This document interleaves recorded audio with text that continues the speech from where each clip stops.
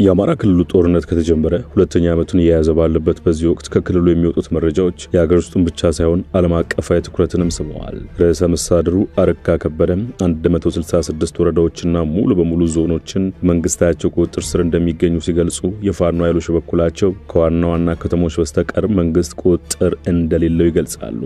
መንግስት ደግሞ ከ10 ሺህ በላይ ፋኖ ታጣቂዎች እጃቸውን ሰጥተውኛል ብለዋል። የአማራ ክልል ሰሞነኛ ክራሞትን በተመለከተ በተከታዮቹ ደቂቃዎች አዲስ ጉዳዮች እንዳስሳለን አብረን እንቆይ።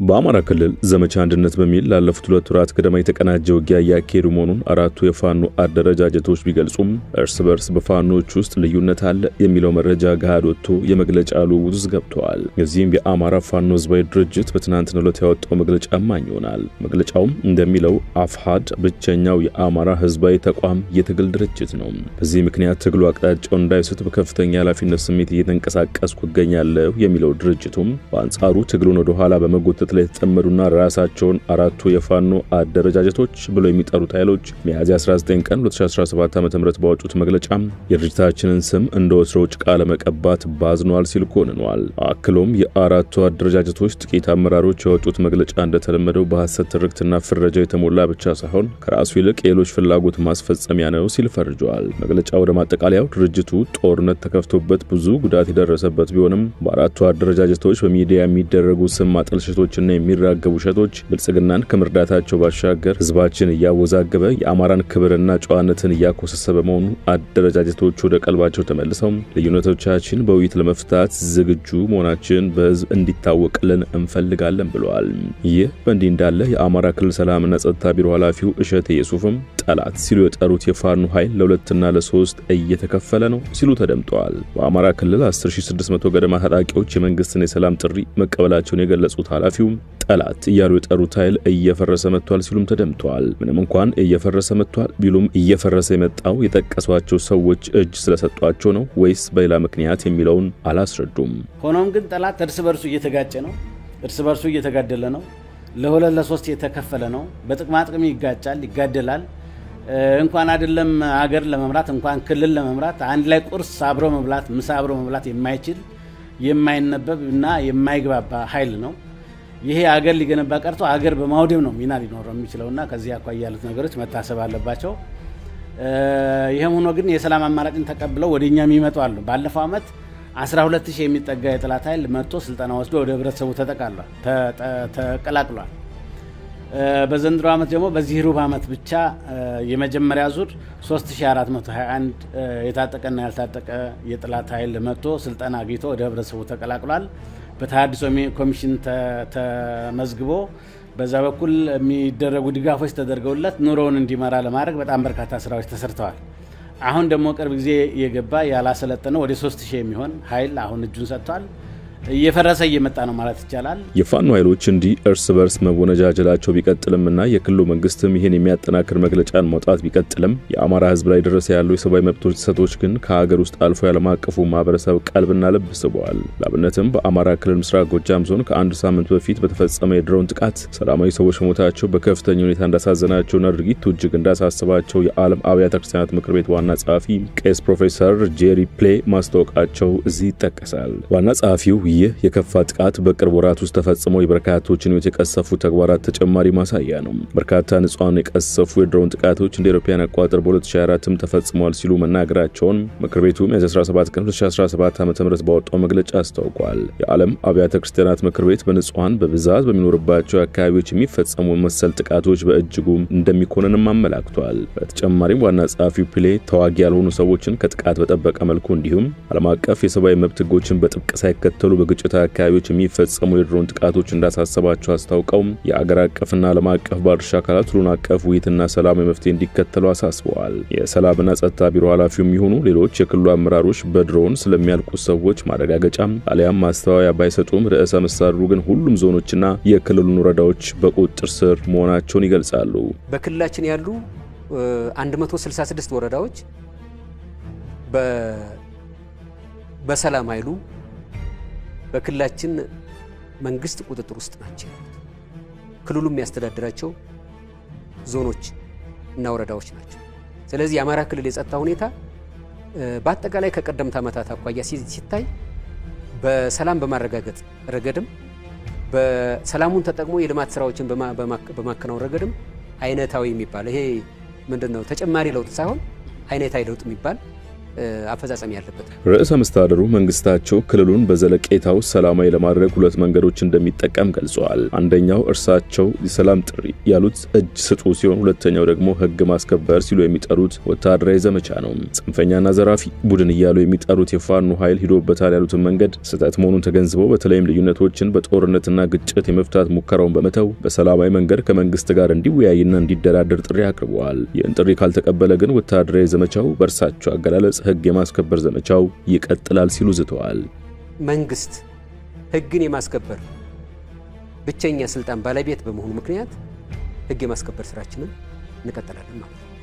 በዚህ ምክንያት አሁንም ይሄ ኃይል አደብ እንዲገዛ ማድረግ ያስፈልጋል ማለት ነው። በዚህ የክልሉ የጸጥታ ኃይል የፌደራል የጸጥታ ኃይል ህግ የማስከበር ስራውን አጠናክሮ ይቀጥላል ማለት ነው። ይሄን በማድረግ በክልላችን ውስጥ የበለጠ አሁን ያለው የተስተካከለው የተሻሻለው የሰላም ሁኔታ የበለጠ አስተማማኝና ዘላቂ እንዲሆን ለማድረግ ስራ እንሰራለን ማለት ነው። የአማራ ክልል የሲቪልና ጸጥታ አመራሮች ምክንያቱም በውል ባይገልጹም ባለፉት ቀናት ደጋግመው ወደ ቴሌቪዥን መስኮት ብቅ ማለት አብዝተዋል። ከርዕሰ መስተዳድሩና ሰላምና ጸጥታ ቢሮ ኃላፊው በተጨማሪ የቀድሞው ፌደራል ፖሊስ ምክትል ኮሚሽነር ጄኔራል የአሁኑ የአማራ ክልል ፖሊስ ኮሚሽነር ዘላለም መንግስቴም ለመንግስታዊ ኢዚያ 20 ደቂቃ ገደማዎችን ወስደው ማብራሪያ ሰጥተዋል። ከመስከረም 2017 ዓ.ም ጀምሮ ለ7 ወራት ከፍተኛ ውጤት ተመዝግቦባቸዋል ያሏቸው ስራዎች መከናወናቸውንም ገልጸዋል። ዋጋውን በውል አይጥቀሱት እንጂ በርካታ መስዋዕትነት ተከፍሎባቸዋል ባሏቸው 7 ወራት አንጻራዊ ሰላም ሰፍኗል ባይ ናቸው።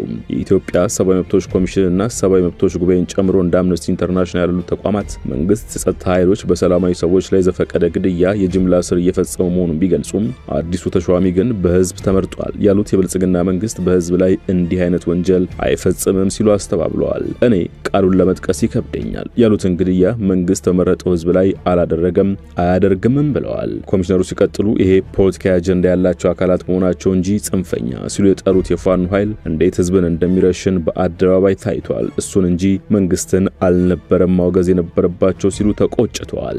በስም አይጥቀሷቸው እንጂ ኢሰመኮም ሆነ የኢሰመጉ አሊያም የአምነስቲ ኢንተርናሽናል ሪፖርቶች ሰዎች መገደላቸውን የሚያመላክቱ በእርሳቸው አገላለጽ ህዝብ ተጨፈጨፈ የሚሉት መረጃዎች በሬ ወለደ ተረት ናቸው ሲሉ አጣጥሏቸዋል።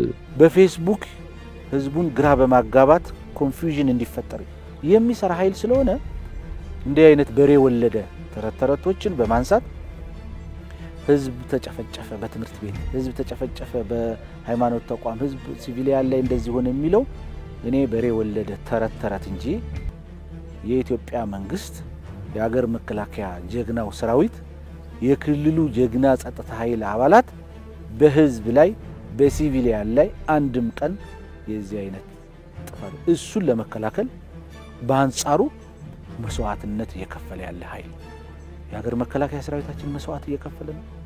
የክልሉ ጸጥታ ኃይል መስዋዕት እየከፈለ ነው። የፌደራል ፖሊስ ጸጥታ ኃይል መስዋዕት እየከፈለ ነው። ሚሊሻው መስዋዕት እየከፈለ ነው። ሰላም አስከባሪው መስዋዕት እየከፈለ ነው።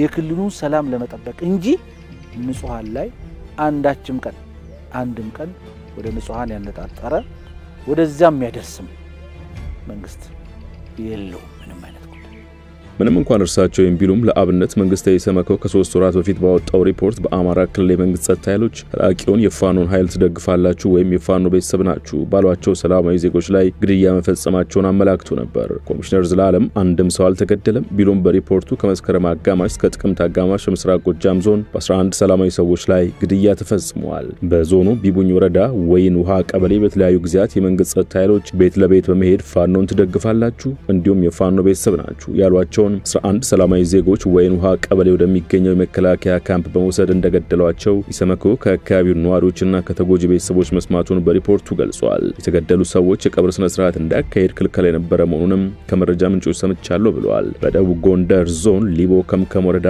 አግድ ቀበሌ በተባለ አካባቢ መስከረም 22 2017 ዓ.ም በመንግስት ጸጥታ ኃይሎችና በፋኖ የነበረውን የተኩስ ልውውጥ ተከትሎም የመንግስት ጸጥታ ኃይሎች አካባቢውን ከተቆጣጠሩ በኋላ ቤት ለቤት መግባት በ8 ሰላማዊ ዜጎች ላይ ግድያ መፈጸም መፈጸማቸውም በዚህ ሪፖርት ላይ ተጠቅሷል። የፋኖ ቤተሰቦች ናችሁ እንዲሁም ፋኖን ትደግፋላችሁ በሚል የመንግስት ጸጥታ ኃይሎች ከፈጸሟቸው ግድያዎች መካከል አንድ የ9 ወር ነፍሰ ጡር እናትን ጨምሮ 3 ሴቶችና አንድ ሕፃን እንዳሉበትም ተገልጿል። መስከረም 25 እና 26 2017 ዓ.ም በምስራቅ ጎጃም ዞን በደባይ ጥላት ግን ወረዳ በቁይ ከተማ በመንግስት ኃይሎችና በፋኖ ታጣቂዎች የተፈጸመውን ግድያ ተከትሎ በውጊያው የሞቱ ሰዎች ስርዓተ ቀብር ሲፈጽሙ የነበሩ 3 ሰላማዊ ሰዎች ለምን ትቀብራላችሁ በሚል መገደላቸው ሪፖርት ያካተተው ሌላኛው የሰብአዊ መብቶች ጥሰት ነው። የቀብር ስነ ስርዓት ለምን ታካሂዳላችሁ በሚል በመንግስት ጸጥታ ኃይሎች ከተገደሉት መካከል አንዱ መስማት የተሳነው መሆኑን ኢሰመኩ የአካባቢው ነዋሪዎችን እማኝ አድርጎ በሪፖርቱ ማካቶ ነበር። የአማራ ክልል ፖሊስ ኮሚሽነር ዘላለም መንግስቴ ግን እንዲህ አይነት ዜና የሚያሰራጩት የሰብአዊ መብቶች ተከራካሪዎችና ዓለም አቀፍ ተቋማትን ለማሳሳት በማህበራዊ መገናኛ ዘዴዎች ገንዘብ ለማግኘት ነው ሲሉ ፈርጀውታል። ውድ የሸገር ታይምስ ተከታታዮች ለዛሬ ያሰናዳንላችሁ ጥንቅር በዚሁ ተቋጭቷል። ስለተከታተላችሁን አመሰግነን። ጤና ይስጥልን።